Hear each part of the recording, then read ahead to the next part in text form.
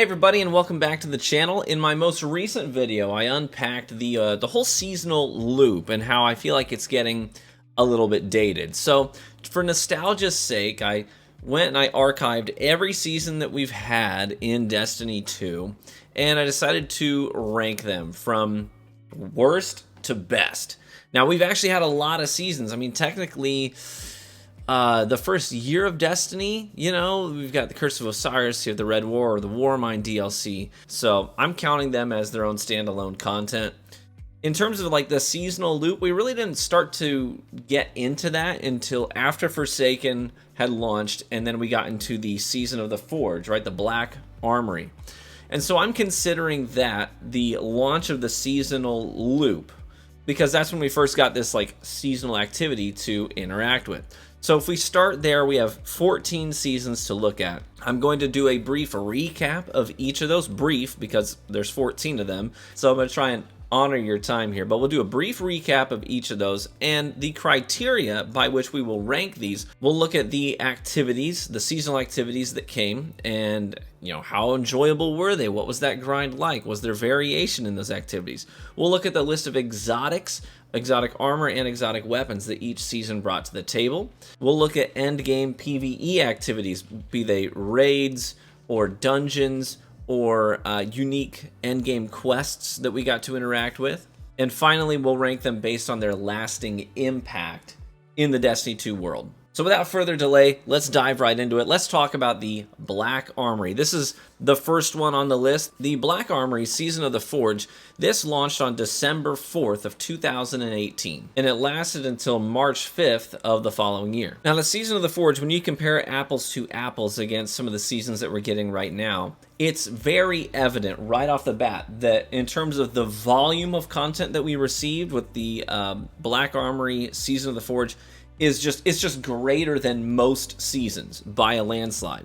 And there's one thing we have to keep in mind when we're ranking this season that's a little bit unfair, gives it a bit of an unfair advantage, is that Bungie did have access to Vicarious Visions, a separate studio that works with Activision, and Vicarious Visions helped bring things like the Scourge of the Past raid. So the Scourge of the Past raid was actually made by a separate developer, with Bungie being actively involved in the process. So that's one thing to bear in mind. Maybe it's unfair to rank this one highly based on the extra assets and manpower that Bungie had access to at the time. But we also have to keep in mind that right now, with the seasons that we're receiving these days in Destiny, Bungie's a lot bigger than they were back then. So while they did have the help of Vicarious Visions, they're also now, with the seasons that they're bringing to us today, they are a much bigger company in terms of manpower than they were back then. So maybe it is a fair comparison. I would say maybe it is. Let's talk about exotics. So in the Season of the Forge with the Black Armory, we got the Lemonarch, we got the Jotun, we got Izanagi's Burden, we got the Anarchy, and we got the Last Word. Now that is like an all-star super cast of exotic weapons. The Last Word, in terms of lasting impact, the Last Word had to undergo several nerfs and changes to get it in line with what Bungie wanted it to be. The Last Word has been a like main competitor in the Crucible since the day it came back to Destiny 2. So in terms of lasting impact, bam, the Last Word has always been relevant ever since this season launched. Anarchy. I have always said Anarchy is like the Yallarhorn of Destiny 2. I know we have Yallarhorn in Destiny 2 now, but for the longest time we didn't, and Anarchy was the exotic DPS weapon to have for endgame PvE activities. Whether you were doing Grandmaster Nightfalls, or raids, or dungeons, solo dungeon content, everyone was using the Anarchy because that's just what you did. It was the most efficient way to bring down big targets in any activity, so much so that it was kind of a non-negotiable. A lot of raid teams would be like, nah, everybody throw on your Anarchies for this. This is what we do. This is how we take this thing down. Then you look at Lemonarch, which has been a menace in PvP ever since the day it came out. You've got the Jotun, which has always been a part of the conversation. People still use Jotun to this day. It's a very relevant gun, whether you love it or hate it.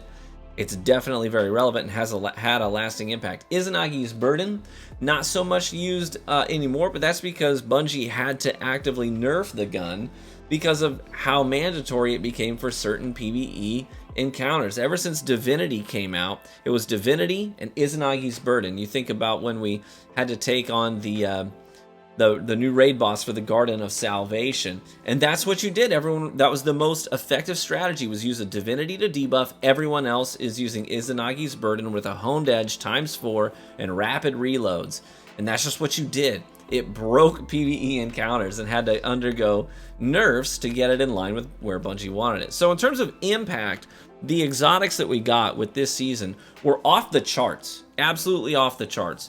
And when you compare them apples to apples against some of the other seasons, it's night and day. It really is night and day.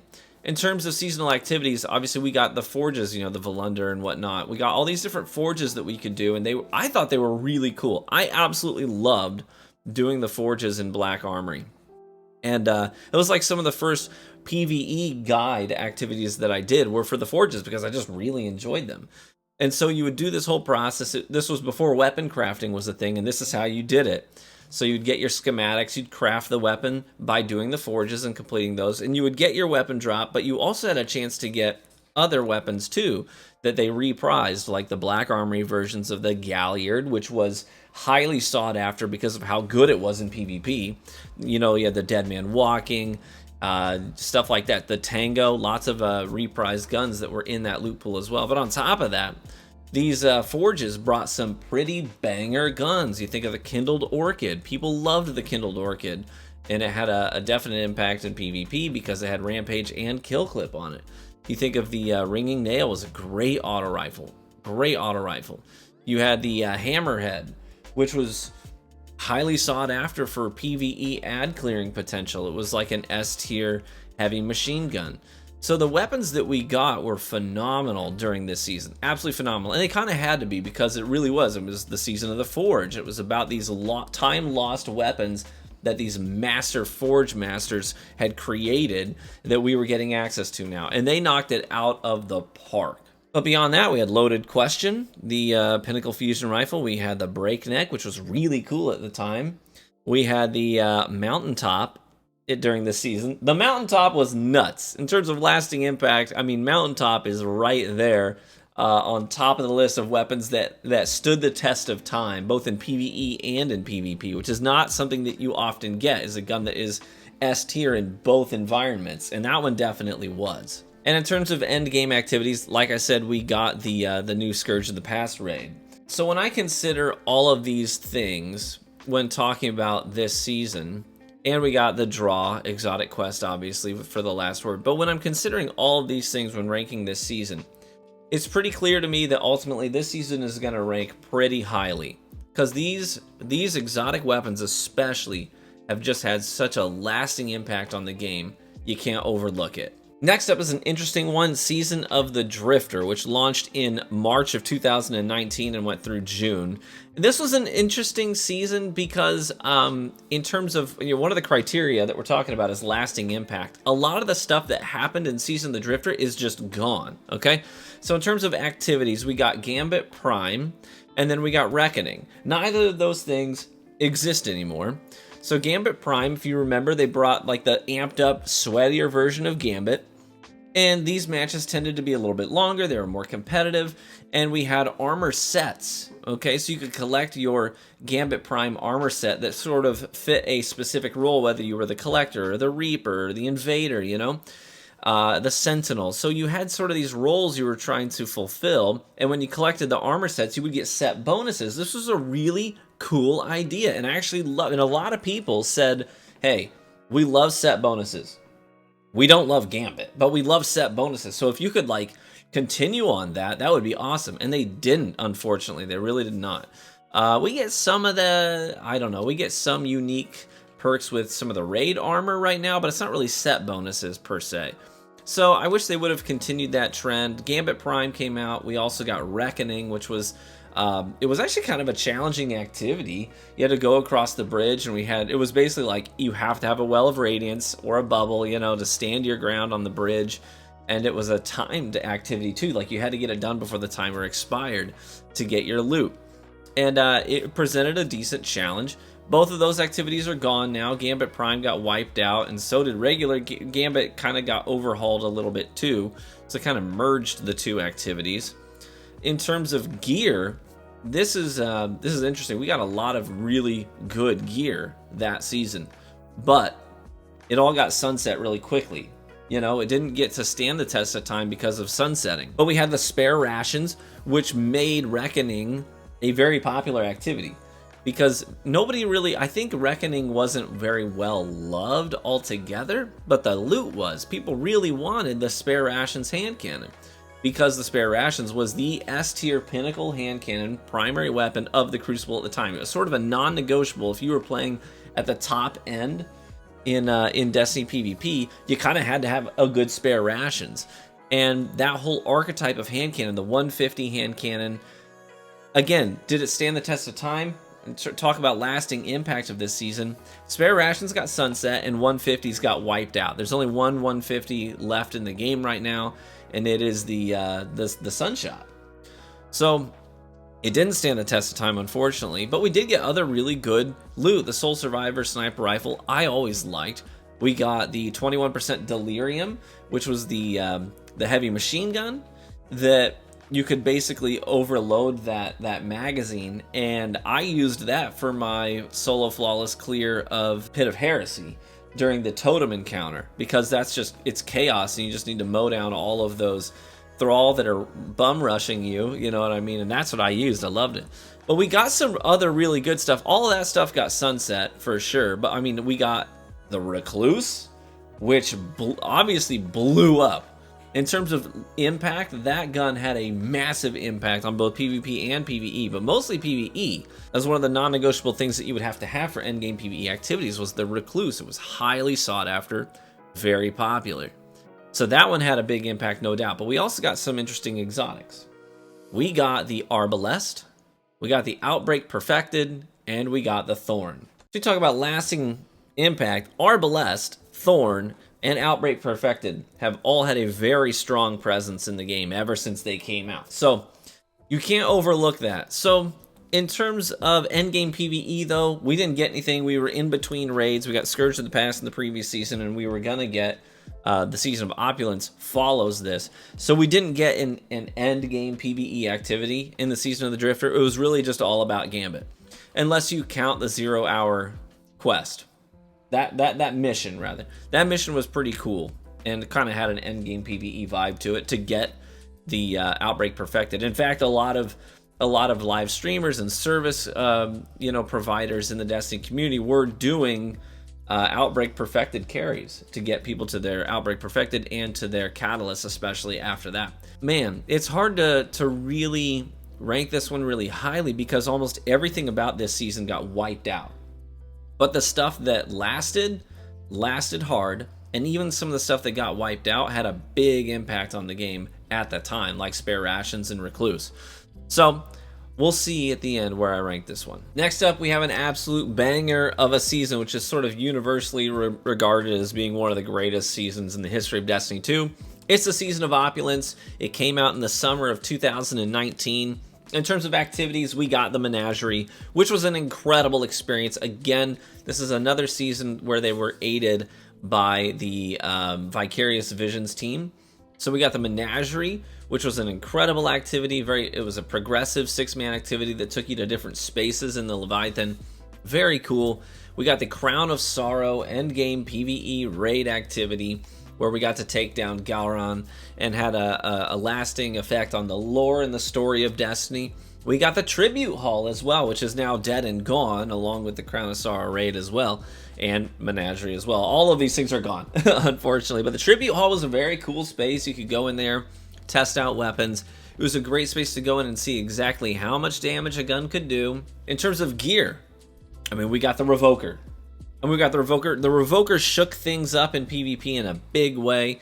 It immediately became an S-tier sniper rifle and was highly sought after. We got the Hush Bow, which didn't do much. We got the Wendigo, which was the pinnacle grenade launcher for the Vanguard activities. I actually really liked the Wendigo. You could overcharge it by collecting Orbs of Light, and it would dish out extra damage. I thought it was a really cool gun at the time, but it wasn't S-tier either. But in terms of exotics as well, we got some bangers. We got the Teraba, which is still to this day very relevant. People love using Teraba in PvP. We got the Lumina, which has a bit of a cult following, but I'm a big fan of the Lumina. We got the Bad Juju, again, bit of a cult following. I love it. We got the Truth rocket launcher. We got a lot of stuff. But beyond that, in terms of other gear, we got the Austringer, which shook things up dramatically. Austringer was catapulted to the top. People loved the Austringer. It was highly sought after, very frequently used in PvP. We got the Beloved Sniper Rifle, again, so highly sought after that people begged for its return, and now we have it back in the game in the Season of the Haunted, which we'll get to later. Brought back some of these Season of Opulence things that were so missed by the community that we begged to have them back, and we did get them back. Drang Baroque.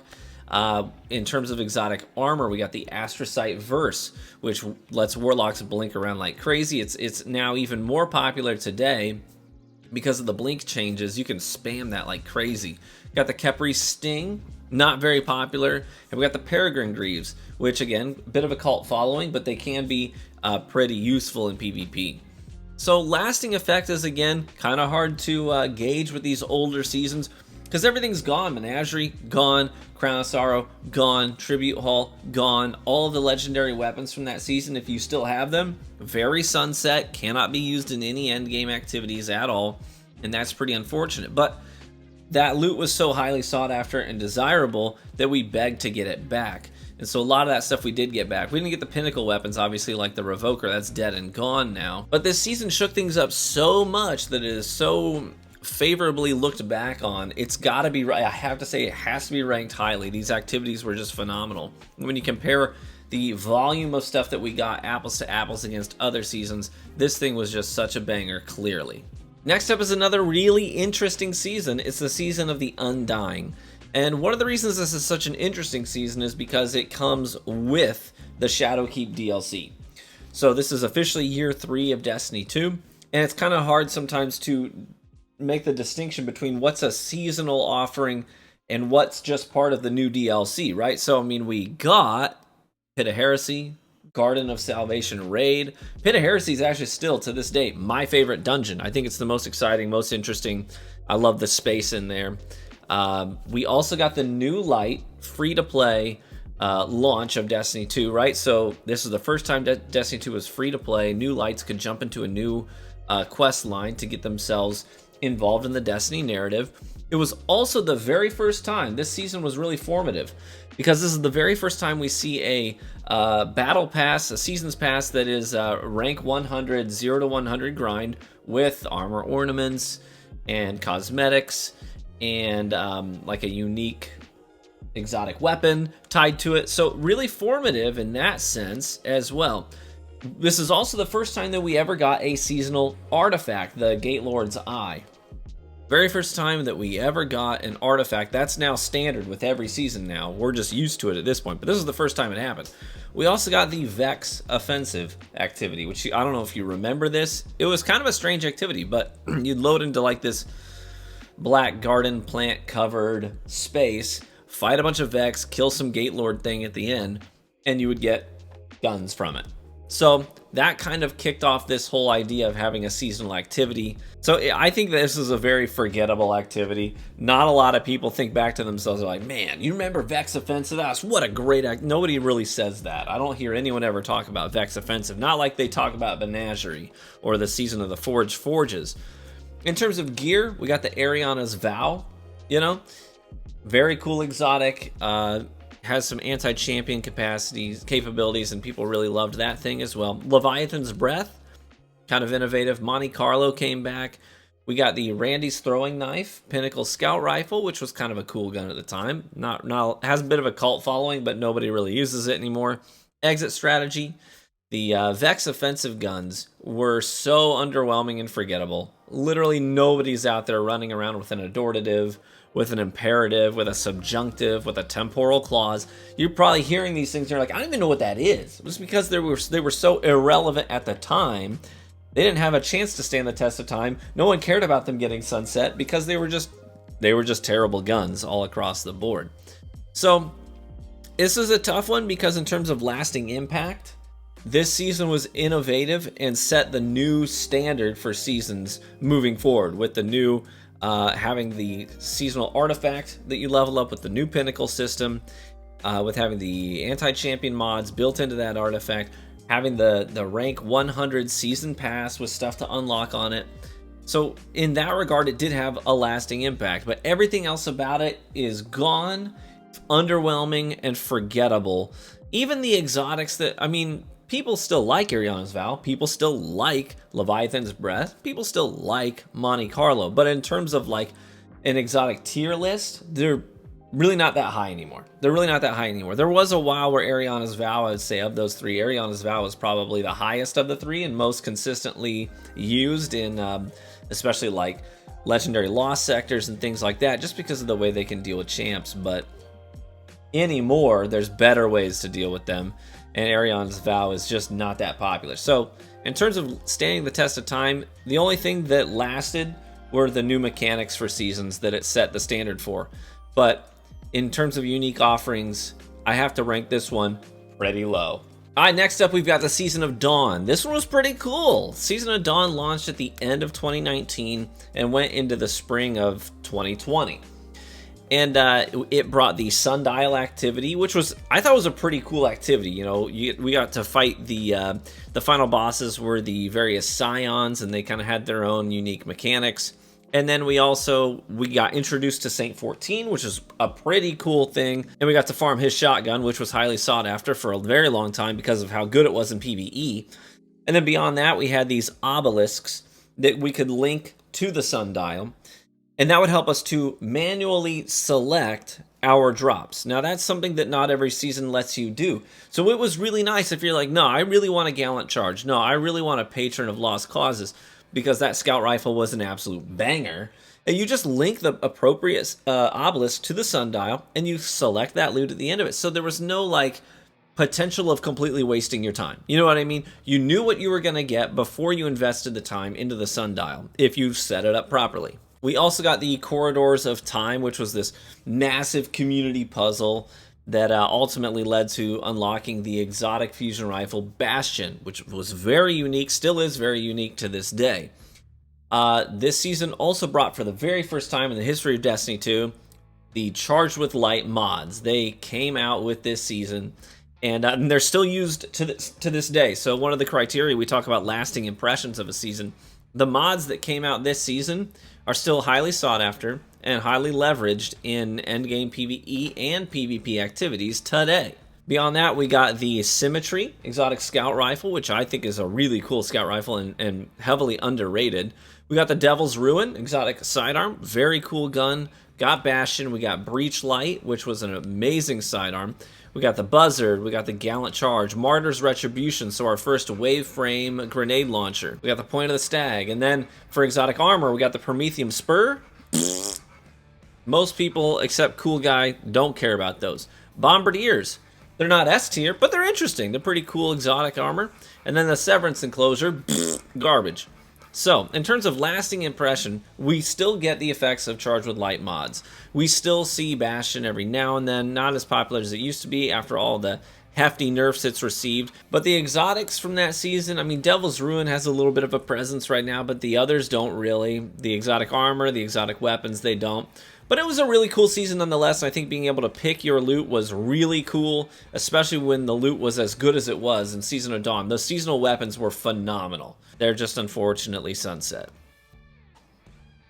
Moving on to the Season of the Worthy. Season of the Worthy was spring and summer of 2020, which feels like forever ago, but it really wasn't. In terms of activities, so this season was this season was not like most seasons because it brought a wide variety of activities and new things. So we got Grandmaster Nightfalls. You may not remember this. Grandmaster Nightfalls launched with Season of the Worthy, so that has had a very lasting impression. Obviously, every season now, everyone's interested. What's the Grandmaster rotation? What adept guns do I have access to? They just launched for the season, this current season, this past week. So people are diving into that, getting their adept DFAs this week. Beyond that, we got 3 returning Crucible maps. So we actually got 3 Crucible maps in a single season. I know that's like, what? No way. Us PvP enthusiasts are like, can you imagine if that was the standard? But we got Cauldron, Exodus Blue, and Anomaly. I actually love Exodus Blue. Be it 3v3 or 6v6. I love Exodus Blue. I think it plays great. And then Anomaly and Cauldron. I love Cauldron. I think Cauldron plays great in both spaces too. Anomaly I'm on the fence about. That's neither here nor there. We also got the Seraph Tower public event and the Seraph Bunkers as well for the seasonal activity and the seasonal grind. But one of the biggest things that we got in Season of the Worthy was Trials of Osiris. Trials of Osiris, we just rescued Saint 14 in the previous season, and now he comes back to the tower and he hosts the Trials of Osiris. And so that was a really big deal, obviously in terms of lasting effect.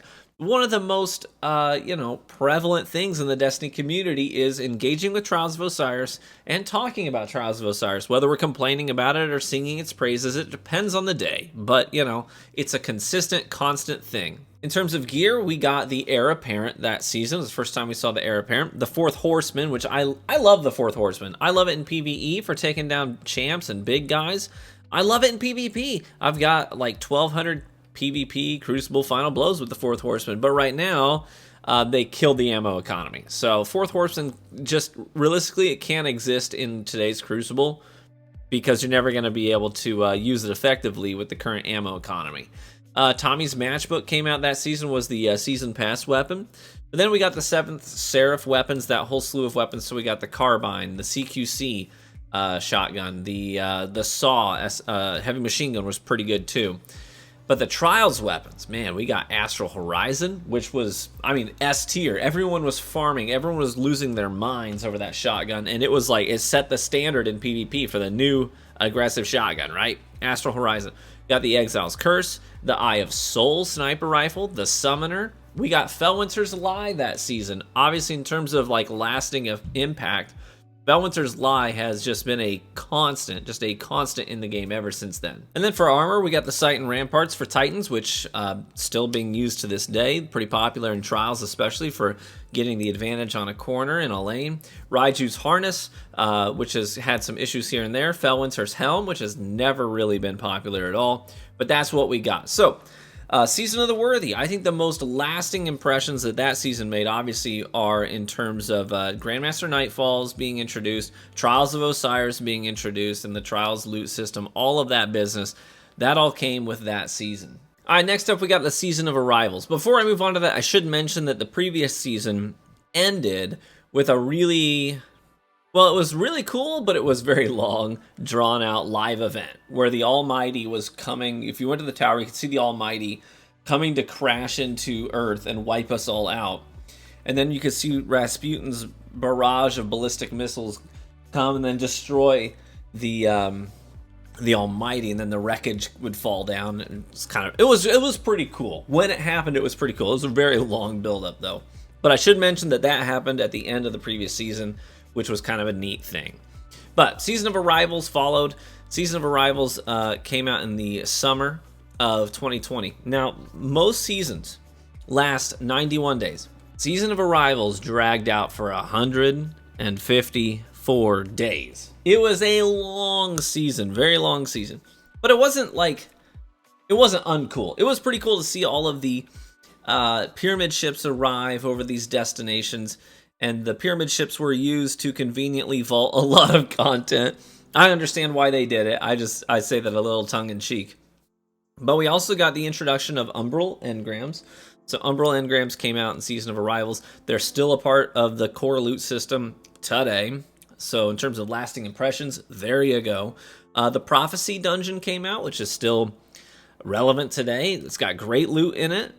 And is a fun dungeon, so that's pretty cool in terms of endgame PvE that we got. We also got the Contact public event, which was fun, and the Interference weekly missions. If you don't remember those, it was like the tree. Remember the silver tree of the Silver Wings? Eris was doing something with the tree, and we were helping with the tree. Nokris was sending baddies to attack the tree. It was kind of a cool space, though. It looked really cool. In terms of gear, we got some bangers. We got the Wither Horde. There are few weapons in the history of Destiny 2 that have had an impact as big as Witherhoard has had. Witherhoard's popular in PvP.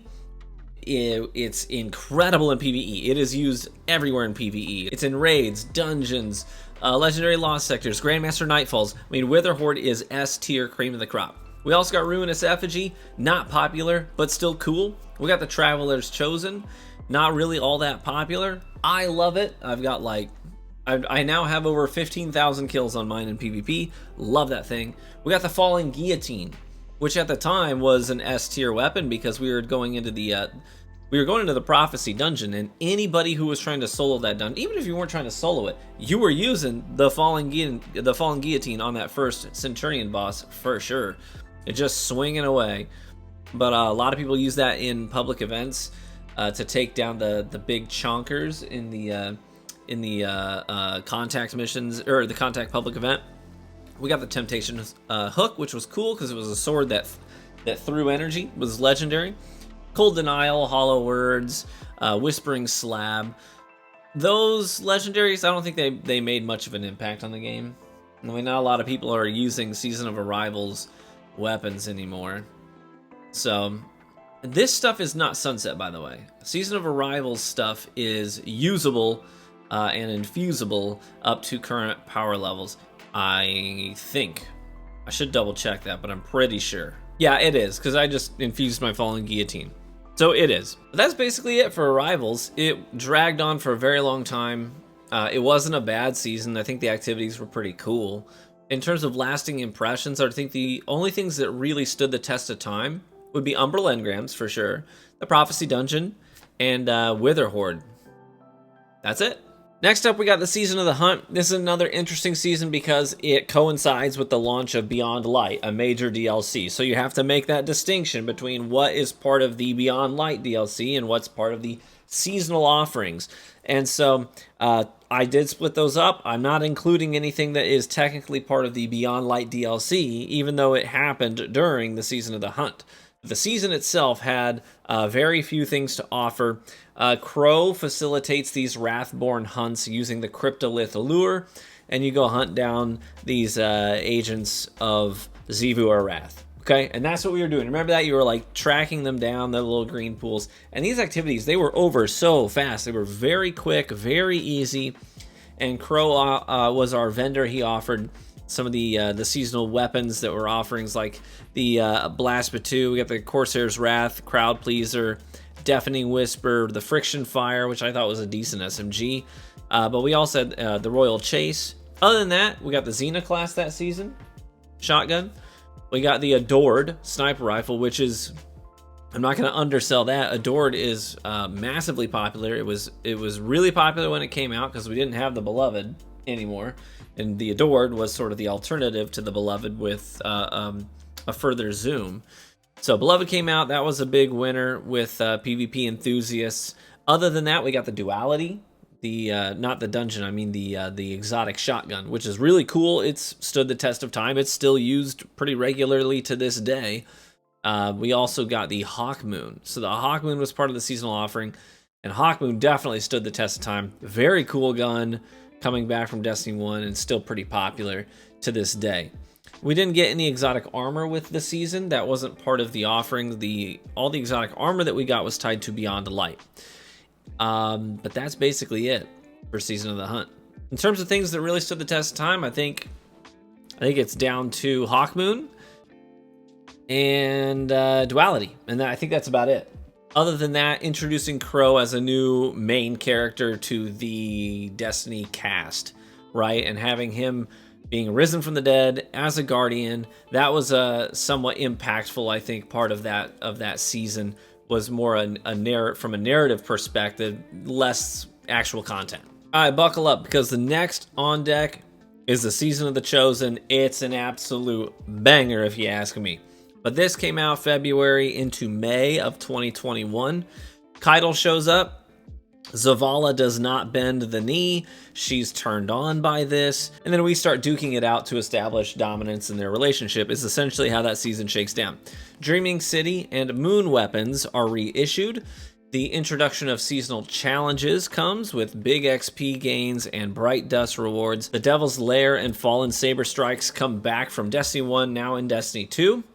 The Battlegrounds activity is then introduced, which is still one of the lasting things of that season. The Battlegrounds activities are now in the the Vanguard playlist.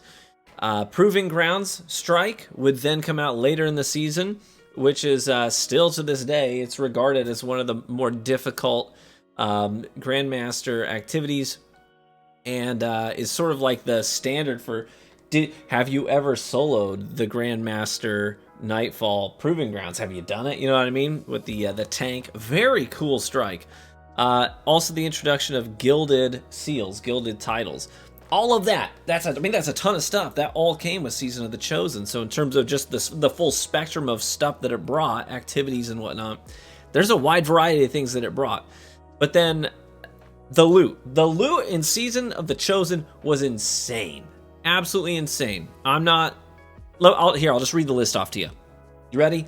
Let me know if any of these stand out to you, or if all of them do. This isn't an exhaustive list, by the way. I just picked out some of my favorites. Brass Attacks, Extraordinary Rendition SMG, the Far Future Sniper Rifle, the Threaded Needle. Sit tight, this list is Cartesian Coordinate, Dead Man's Tale, and the amazing quest that came with the DMT. Frozen Orbit Sniper Rifle, the Igneous Hammer Hand Cannon, the Multi-Mach CCX SMG from Iron Banner, the Salvager's Salvo, the Shadow Price, the Messenger Legendary Pulse Rifle from Trials of Osiris, the Keening, the Palindrome, anyone? Third Axiom, Time-Worn Spire, Tiku's Divination. I mean, the list of loot that we got that season is a mind-bogglingly good. And a lot of these things are still gold standards in their archetypes today. Palindrome, the Messenger, the Multi-Mach, you know what I mean? Insane loot. In terms of exotic armor, we got the Cuirass of the Fallen Star, which was, when it came out, it was a big deal. Everyone wanted to have the, 6 Cuirass Titans on the team for boss DPS. We got the Mantle of Battle Harmony, which I'm a big fan of for Warlocks. I have a lot of fun builds with the Mantle of Battle Harmony. And we got the Omni Oculus. Obviously, a ton of these things stood the test of time. Some of these activities are still very relevant today. And many of these weapons are still, like I said, gold standards. So this season has to be rated highly, in my opinion. All right, next up we have the Season of the Splicer. In my opinion, another banger season. Splicer was great. This was May into August of 2021. We are introduced to Misrax, this new main character introduced into the cast of Destiny 2. Lakshmi is manipulated by Savathun, who is disguised as Osiris, and basically turns her into the face of racism in the last city. She tries to overthrow the Vanguard. Ada returns to the tower as the vendor of the new transmog system. Banshee now sells 6 random rolled weapons on a weekly rotation. Shaders are no longer one and done consumables that you have to have 100 of in a stack, but once they're unlocked, they're permanently unlocked. Trace rifle armor mods are introduced into the game. The new Override 6-man match-made activity begins. The Expunge weekly missions happen. Quaria is finally revealed, the Taken Mind. And also Vault of Glass makes a triumphant return into Destiny 2. So a lot going on in this season. And because of that, we also got a lot of loot. So we got the Borrowed Time SMG from Gambit, which is obviously still a big deal. Very highly sought after SMG. You got the Chroma Rush, the Cryesthesia exotic sidearm, the Farewell, Grid Skipper, Hung Jury, Ignition Code, Null Composure, Occluded Finality, the Plug One, Reese Walker legendary shotgun from Iron Banner, Sojourner's Tale, Shira's Wrath, big deal, big deal, the Shira's Wrath SMG from Trials of Osiris, the Uzume RR4, and obviously all of the Vault of Glass weapons as well, like the Time Lost Fatebringer and Found Verdict, the Vex Mythoclast, which had to be nerfed a couple of times because it was too good. Surprise, surprise. This is just like it was in Destiny 1, right? In terms of exotic armor, we got the Boots of the Assembler. We got the Star Eater Scales, which had to be nerfed and are now trash. Path of the Burning Steps, which were okay. All in all, season that, in terms of what stood the test of time, we have to say, obviously, the Vault of Glass. Vault of Glass has stood the test of time. Ignition Code was kind of a big deal for a while too. Other than that, you know, we've got a lot of legendary weapons that are still highly desirable and used today. You know, the Uzume, Shire's Wrath, Sojourner's Tale, the Reese Walker, the Occluded Finality. A lot of good loot that season. I was a big fan. Next up is the Season of the Lost. This season came out in late 2021 and lasted into early 2022. The Anniversary Pack technically came out during this season, but I'm not including it because that was a separate purchase. So the Grasp of Avarice dungeon and the Yallarhorn, that was a separate purchase than the seasonal content, so I'm not counting it as part of the seasonal package. So that stuff is excluded from this conversation. The Season of the Lost is to date the longest season in the history of Destiny 2, and it dragged 182 days long. And I hope it never happens again. In terms of activities and changes, we got the Bungie name instead of your platform name. That happened during Season of the Lost. Infinite Primary, probably one of the biggest changes in the history of Destiny 2 and the way that the game is played. Infinite Primary Ammo happened during Season of the Lost. Great change. Holster mods were added into the game. Scorn Champions were added into the game. Reissued Trials of the 9 weapons were then put in the Prophecy dungeon. The third-person peeking was removed from Trials and Survival and Elimination. Astral Alignment 6-man activity was introduced during this season, and the Shattered Realm missions, which were pretty cool. I thought the Shattered Realm missions were pretty cool.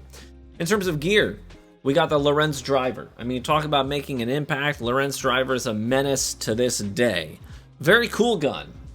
Definitely has been a problem child, and Bungie has had to take a few different looks at it.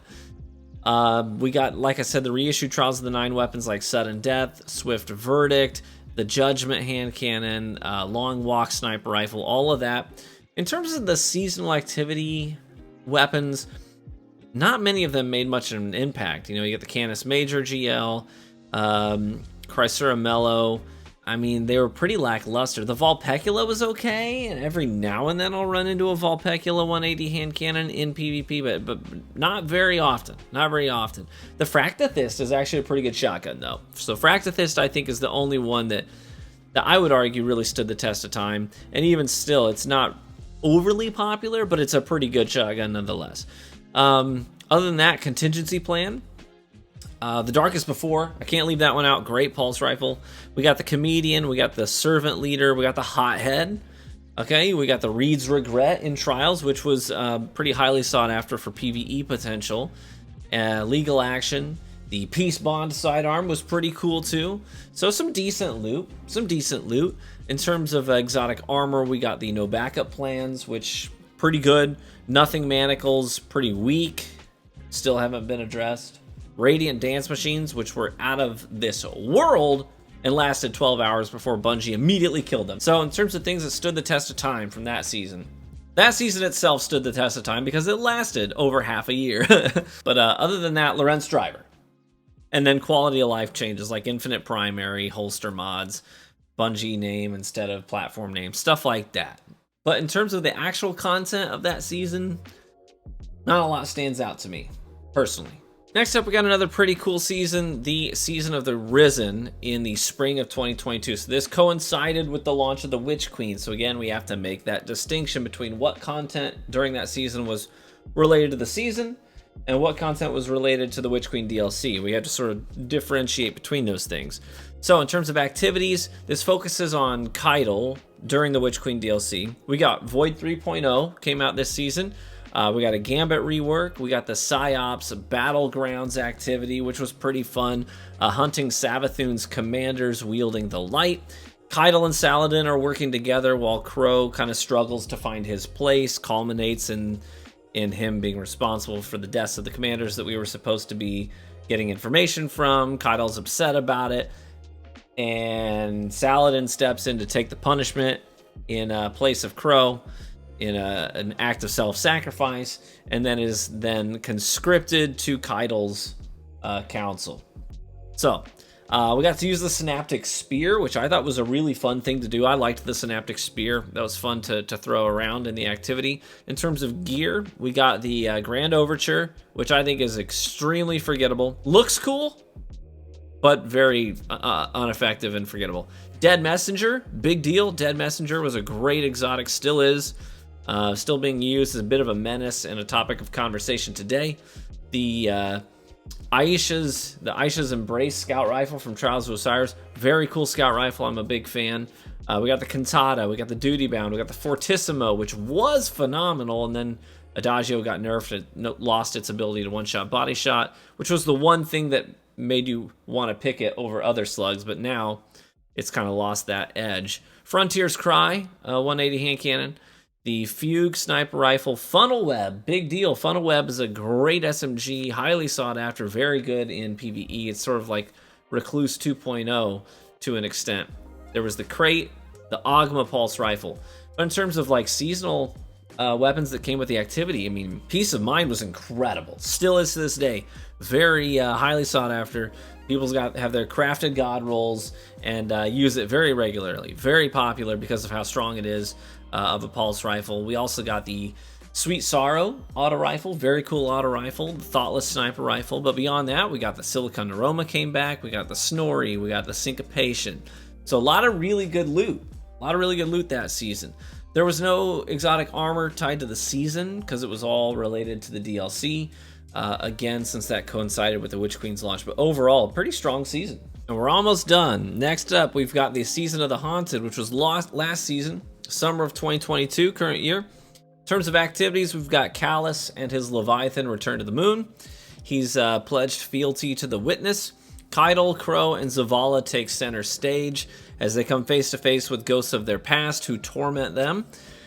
We help them overcome their grief by killing a lot of stuff, which is sort of the Guardian way. The Leviathan is a patrol space now, and the Season of Opulence weapons that were so highly sought after back in the day make a comeback as craftable weapons after a very tedious grind. Solar 3.0 lands. The seasonal activity is the Nightmare Containment, which is it's a pretty fun activity. And you can use the Scythe, which is it's a lot of fun. Sever weekly missions are introduced. The Duality Dungeon is released as well, and it's a pretty cool dungeon as well. In terms of gear, we get all of the opulent weapons, like I talked about. Austringer, Beloved, Epicurean, Drang, Callus Mini Tool, Fixed Odds. But there's the apparent lack of the shotgun, Imperial Decree. I'm not a shotgun fan, but that is one of my favorite shotguns in the game. I actually really like that one, and it did not come back, which I was bummed about. But we get the Trespasser. We get the Burden of Guilt Fusion Rifle for Trials of Osiris. DFA is back. Deadweight Shotgun, Fire Fright, Forgiveness Sidearm in Trials of Osiris. I love that thing. Love the Forgiveness. You probably know this. You see it a lot in my videos. Galu Sniper Rifle. Horror's Least comes back with an Adept version. Wonderful gun. Lingering Dread, Nezarac's Whisper, Storm Chaser, New Purpose. Storm Chaser, obviously a big deal for PvE lovers. Tears of Contrition, Hero's Burden, and Wizened Rebuke come back to Iron Banner. Without Remorse, great shotgun, highly sought after. Lots of people crafted that thing. The Heart Shadow Exotic Sword. So we got a lot of stuff in terms of just volume. We got a lot of stuff. And exotic armor, we got Caliban's Hand, Rain of Fire, which I really like Rain of Fire, especially when Solar 3.0 was interacting with the seasonal mods, like Raise of Precision. Holy cow, a lot of fun. And then the Second Chance for Titans. So it's hard to know what's going to stand the test of time from that season, obviously, because, I mean, that just happened. But Storm Chaser was a big deal when it came out. Already getting overlooked, though, in favor of the new craftable linear fusion rifle. People are liking more. But I definitely think that Beloved and Austringer are here to stay for a while.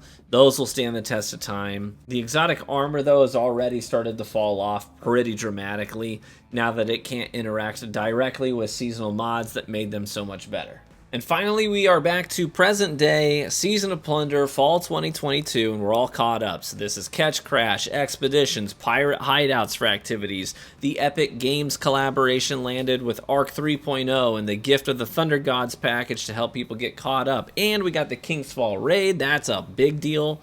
I'm not the biggest fan of that raid, but I do think that Bungie nailed the execution on bringing it back. The loot is good. We've got the Delicate Tomb Fusion Rifle. We've exotic. Quicksilver Storm, sort of part of the season, sort of not.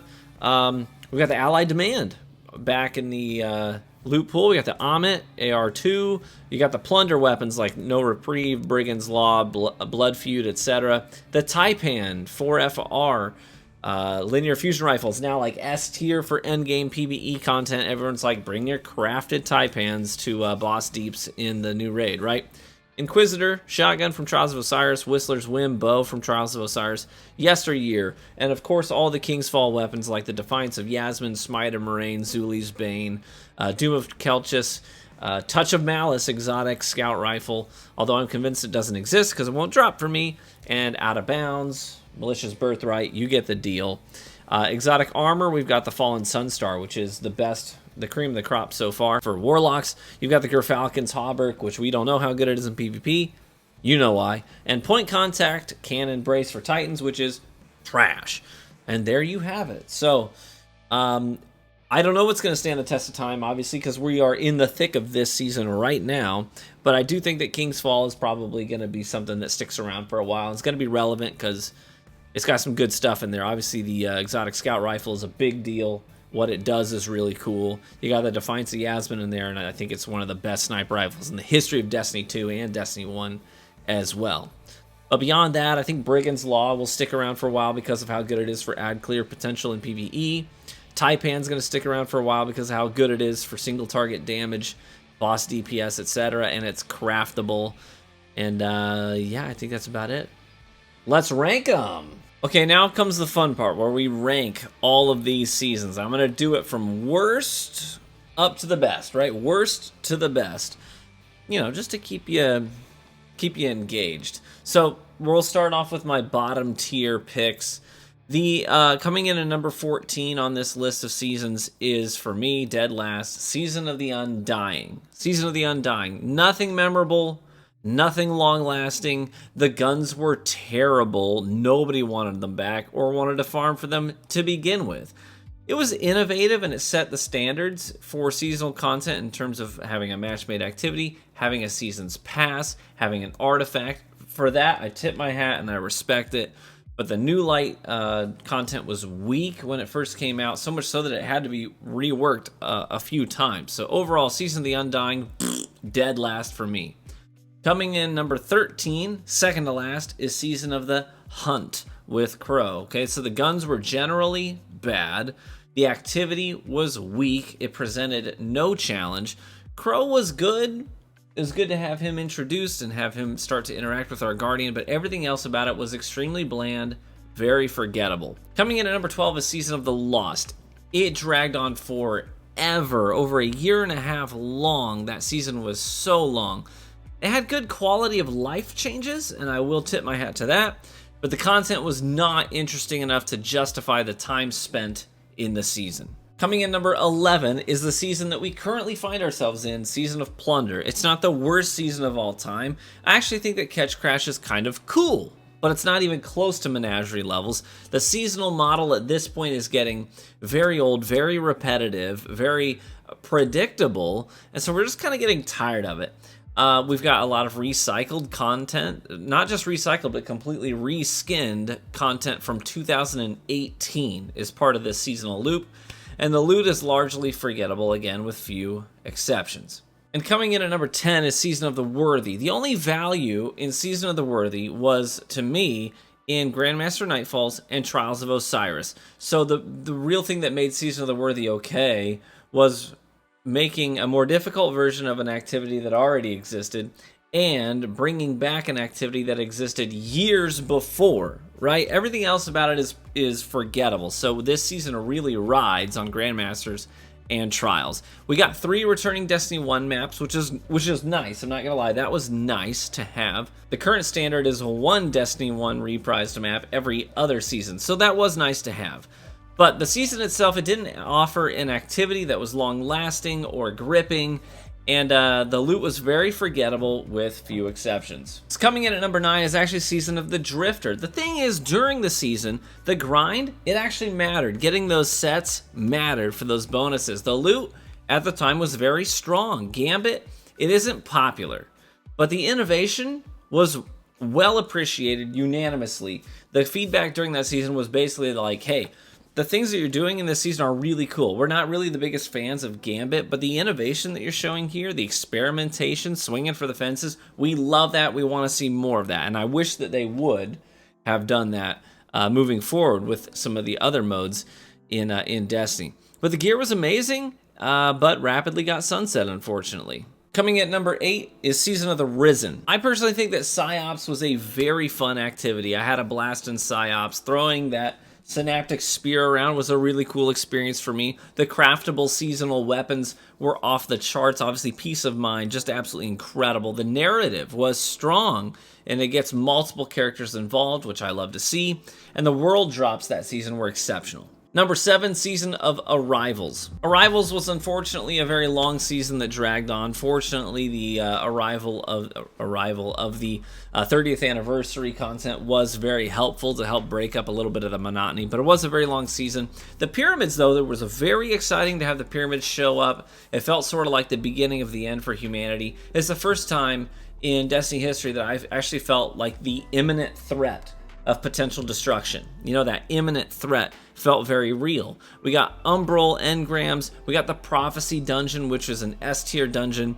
The loot that really stood the test of time in that season kind of helps to carry it for me all the way up to number 7. Moving on to number 6, Season of the Haunted. There was banger loot in Season of the Haunted between the fan service with the opulent weapons returning and being craftable. That was great. Nightmare containment loot was really good as well. The seasonal armor really sort of leaned into the vibe of the season, that nightmare vibe, which I appreciated. The narrative team, they were really digging deep that season 2 to talk about meaningful issues. The duality dungeon was introduced, which was a lot of fun, and I grinded that thing for weeks and weeks and weeks and had a blast doing it. Strong World drops that season. Solar 3.0 mods made Solar 3.0 so much fun to play with because of the mods that were on the artifact and the way they interacted with the guns and the subclasses to make big booms. A really memorable season for me. And now we get to the top 5. Season of Dawn comes in number 5 for me. The focused loot drops, that was a very nice touch. Being able to dictate what drops I was going to get from the seasonal loop was really helpful because I don't like the idea of wasting my time rolling the dice on a seasonal activity that's really repetitive just to get something I don't want. So being able to dictate that drop ahead of time was a great touch in Season of Dawn. The Sundial was actually a pretty fun activity. The season delivered answers about Saint 14 that were really satisfying. Being able to involve ourselves in the telling of his story was really cool, in the way that our role wove into his past and time travel was quite interesting to follow. Community puzzle, always love when they get the community involved, whether you got involved or not. I think it was really cool to see how many people dove in to participate in that.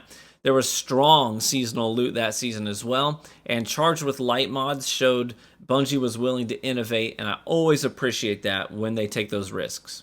And now we're into the top 4. I consider everything after this to be a top tier season. So we had the bottom tier, I told you my mid tiers, and now we're in the top 4 that I consider top tier seasons. Coming in at number 4 is Season of the Splicer. Splicer offered a very strong narrative with deeper diving topics. We got strong characters. Love Misrax. We knew of him beforehand, but this was the first time we really got to get a deeper dive into his character, his past, his identity, what makes him unique, what drives him, and seeing him as a leader of this separatist group of Elixni was really cool. The Splicer activity, very Tron-like, very innovative. It didn't like recycle some old spaces, but it took you into new spaces that were really exciting and visually quite engaging as well. The seasonal loot was killer too. I loved chasing the seasonal guns that season. Big quality of life changes. We got to finally have a showdown with Quoria, who was an entity in the lore that we were always very interested in, wanted to engage with. So seeing Quoria in person physically was very cool, and having that showdown, loved it. And then of course the Vault of Glass fan service was delivered in a very strong way. Number 3 for me, Season of the Chosen. Why? Because I had some of the best loot in the history of Destiny 2. Seriously, just gold standard weapons across the board, messenger, palindrome, etc. I've already been over these earlier. Check the timestamp if you missed it. Holy cow. And reprised weapons as well. Plus 3 new strikes, just like an old school DLC. The seasonal activity was so good that they integrated it into the strike playlist for the Vanguard activities now. And we also got the introduction of Keitel, who's a very strong character, and the sexual tension between her and Zavala was palpable. And now we come to the top 2, and you know which 2 are left. So when I tell you my number 2, that automatically gives away my number 1, so stay with me here. In number 2 slot, I give you Season of Opulence. Let's be honest, Menagerie is arguably the greatest seasonal activity in the history of Destiny 2. It really did set the standard. It's what everyone compares new seasonal activities to.